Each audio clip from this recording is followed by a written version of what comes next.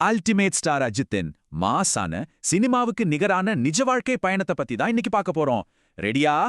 வெறும் 10ஆம் வகுப்போட ஸ்கூலை விட்ட ஒரு சாதாரண பையனோட ரொம்ப கஷ்டமான ஆரம்பம் இது. சாதாரண மெக்கானிக்கா தொடங்கி தன் சொந்த உழைப்பால இன்னைக்கு சினிமாவின் உச்சத்துல நிக்கிறது சாதாரண விஷயமா என்ன? ஆனா புகழோட உச்சிக்கு போகும்போது ஒரு பயங்கரமான ரேசிங் விபத்து அவர் வாழ்க்கையையே அப்படியே புரட்டி போட்டுடுச்சு. அந்த விபத்தால சுமார் 1.5 வருஷம் படுக்கையிலேயே முடங்கி கிடக்க வேண்டிய ஒரு இருண்ட காலகட்டம் அவருக்கு வந்துச்சு. ஆனா அவர் விட்டு கொடுக்கல. 15 பெரிய அறுவை சிகிச்சைகளுக்கு அப்புறம் ஒரு ஃபீனிக்ஸ் பறவை மாதிரி கெத்தா திரும்பி வந்தாரு.